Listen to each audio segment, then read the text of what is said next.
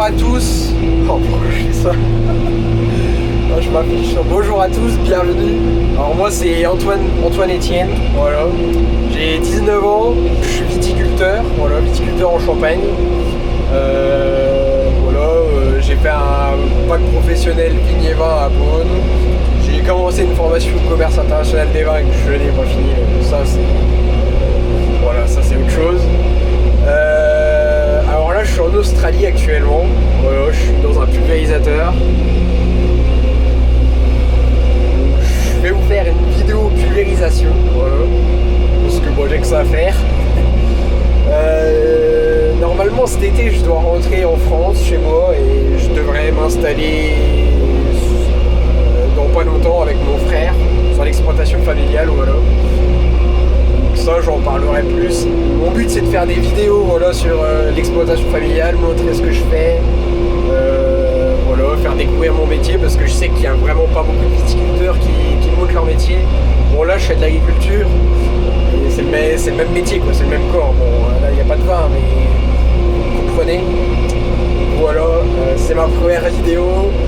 Je suis pas du tout, comment dire, je suis pas timide mais là devant la caméra ça fait bizarre, j'ai jamais trop fait ça. Voilà.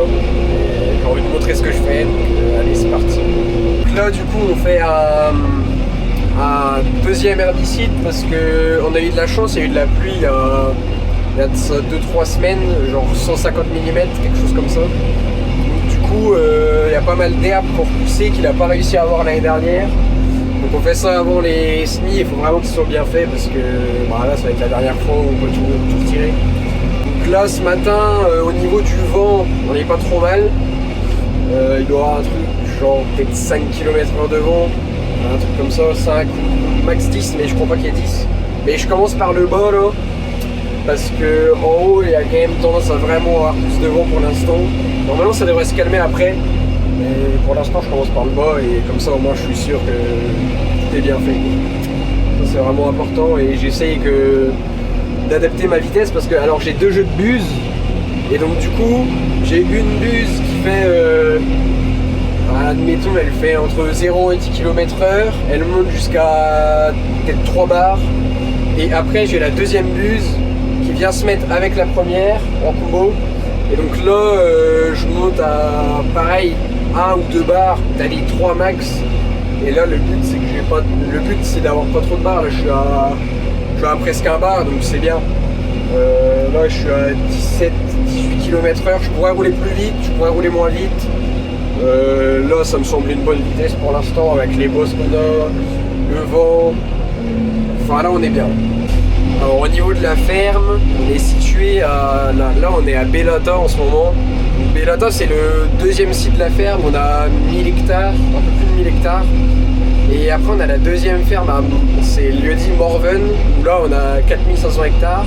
Donc là c'est des petites parcelles, entre guillemets, de 150 à 250 hectares. Et après les autres parcelles on est à 500. Alors on a la coupure de tronçons, on a 7 tronçons. On pourrait en avoir plus parce que du coup c'est pas très précis. Mais alors ici on aurait l'utilité, on a des pointes, là je suis en train d'en faire une là. Mais dans l'autre parcelle, dans l'autre site je veux dire, on a des parcelles de 500, voire on en a une de 1000 hectares, alors c'est pas très utile quoi. Donc là 7 en vrai c'est bien. Les coupures de tronçons elles marchent avec l'air. On a les anti-gouttes et on a l'air qui vient pousser et hop ça s'arrête. Voilà.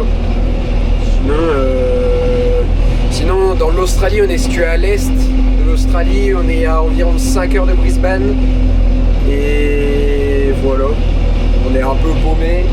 La ferme elle fait, là cette année il y a 1100 hectares de coton et puis sinon là après on va semer de la canola, donc c'est du colza, on va en faire environ 1000 hectares et puis après le reste ça va être du blé je pense. Voilà, du blé et puis les 1000 hectares de coton pour l'année prochaine. Le coton, on va le récolter normalement fin mai. On va débuter ça fin mai et c'est un entrepreneur qui le fait parce que on doit faire les semis de céréales en même temps que la récolte de coton, donc c'est pas vraiment possible pour nous. On va récupérer les bottes, on va broyer les cannes de coton, puis on va ressemer, je pense, du coup du blé derrière le coton. Et ouais, ça sera déjà du bon boulot de fait, je pense. Les entrepreneurs, et c'est leur boulot de faire le coton. Donc, non, niveau pulvé, c'est à... La marque c'est Goldcrest, c'est australien. Le patron il m'a dit qu'il a pris ça parce que c'est australien, il n'a pas le coût de l'importation. Bah, il fait marcher l'Australie aussi. Et puis c'est surtout aussi niveau transmission, c'est pas un hydrostatique, c'est mécanique en gros. On a le moteur, un cardan et des chaînes à l'arrière. C'est un 2 roues motrices, c'est pas un 4 roues. Donc ça va plutôt pas mal. Celui-là il a 10 ans, il en a un deuxième qui a 10 ans de plus. Et le modèle précis c'est les G4, G4. Et ça marche plutôt pas mal en vrai. Franchement, je suis en 36 mètres, j'ai 4200 litres, 4200 litres dans la cuve derrière là. Et ça marche plutôt bien. Bon voilà, j'ai pas la hauteur de rampe automatique. Je pense qu'aujourd'hui dans les pulvés comme ça, les automoteurs c'est normal de l'avoir, je pense. Bon là je l'ai pas, mais c'est pas très grave. En vrai ça marche bien. Voilà, donc là mes contours sont faits, contour de la parcelle. Donc là, comme j'ai la coupure de tronçon automatique, et bah, dès que je vais arriver au contour, ça va tout couper tout seul. Donc là, niveau coupure de tronçon, j'ai plus rien à toucher. Le seul truc que je touche c'est 90 litres ou 60 litres parce que le patron dit que quand il se remet en route, il est pas vraiment en 60 litres, donc on met 90 au début, comme ça on est sûr. Et comme c'est le dernier herbicide avant les semis, voilà. Donc là le pulvé, j'ai pas de hauteur automatique, donc je fais tout ici. Là je lève ou baisse à gauche, lève ou baisse à droite, et là c'est au milieu.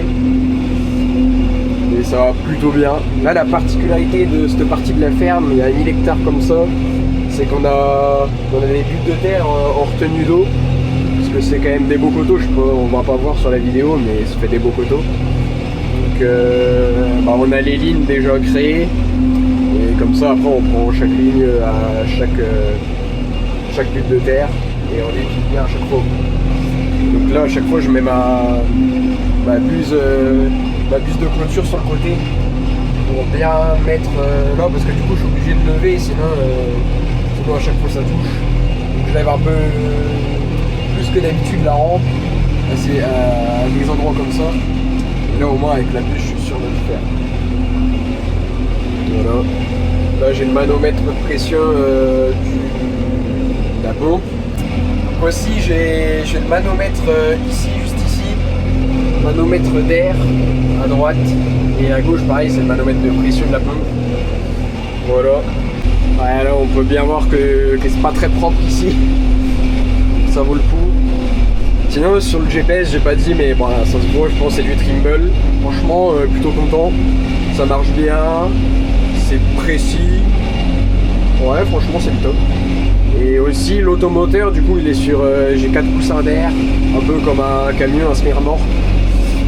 Et c'est plutôt bien suspendu, franchement ça va pas trop mal. La cabine, bon voilà. Sinon aussi sur le GPS, j'ai les petites pédales là, que je peux mettre à mes pieds pour pouvoir l'engager ou pas. Je le fais pas parce que j'ai l'habitude avec l'écran. Bon, sinon c'est pas très propre. Quand on fait que de monter et descendre, évidemment. Alors le truc aussi de la ferme, c'est que les tracteurs et le pulvé, ils ont le même écartement de roue. Et il a tous ses outils en dizaines. Tous ses outils. Il a le semoir en 12 mètres, je veux dire. La moissonneuse en 12 mètres. Et le pulvé en 36 mètres. Du coup, ça fait 3 fois 12 mètres. Et les pendeurs à engrais en 36 mètres aussi. Et donc, du coup, on passe toujours au même endroit. Tous les ans, on passe au même endroit. Et puis la paille aussi. Là, je crois que c'est pas le cas dans ce champ-là. Mais souvent, en fait, il prend avec une barre de coupe spéciale. Une barre de coupe qui prend que les épis. Donc du coup il consomme moins de fuel. Il laisse la paille dans le champ. Elle se décompose naturellement de toute façon. Et voilà, il trouve pas lui, il n'a pas l'utilité de broyer la paille. Il en semi direct. Donc c'est vraiment intéressant, c'est vraiment optimisé je trouve et moi ça me plaît. Je reprends ma ligne, hop, je mets en route, 90 litres pour être sûr que ça y va. Voilà, en vert. Alors les couleurs, le but c'est de voir qu'on fait tout bien quoi. Après je remets en 60. Comme ça au moins, parce que en gros, là je suis de 30 litres à 100 litres, les couleurs. Et voilà, ça me dit si jamais j'en ai mis trop ou pas assez. Le mieux c'est qu'il y en a de trop. Quand il n'y en a pas assez, ça arrive des fois. Et c'est quand je passe les buts. Alors quand je passe les buts de terre, j'essaye de mettre 90 quand je fais le tour. Parce que du coup je ralentis. Mais c'est pas facile. Donc des fois ça fait des petits ratés, ça remet à 50 litres, mais bon, c'est pas grave. Après c'est le GPS qui dit ça, est-ce que c'est vrai, j'en sais rien. D'ailleurs, si jamais quelqu'un regarde la vidéo et veut partir en Australie, tous ceux qui disent faut parler anglais pour partir en Australie, je peux vous dire que moi l'anglais c'est vraiment pas mon fort et je suis quand même là quoi. Donc franchement c'est compliqué, hein. Le premier agriculteur il a pas du tout aimé. Le deuxième, trop bien, ça se passait hyper bien. Et là, le troisième, ça se passe plutôt bien. Franchement, non, si, ça va très bien. Parce que mon anglais, quand même, il est un peu mieux, mais c'est quand même pas... C'est pas tout beau, tout rose, voilà. Mais franchement, c'est pas du tout... Moi, pour moi, faut pas que ça soit un frein pour partir. Si t'es motivé, tu peux partir en Australie et apprendre l'anglais. Bon, faut faire l'effort d'apprendre, même si moi, je le fais pas trop. Mais l'anglais, en vrai, c'est pas primordial non plus.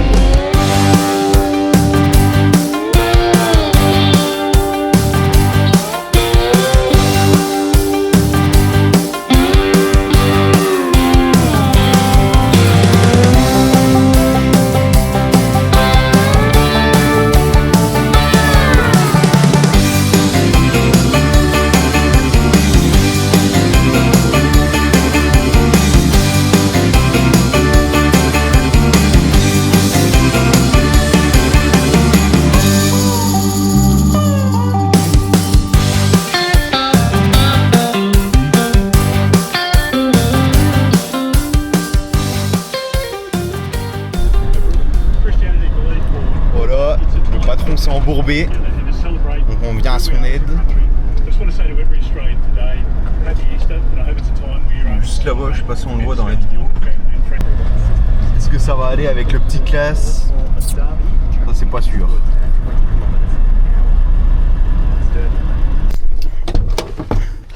Si Land Cruiser. Oh putain, casse la gueule. Incroyable comme voiture.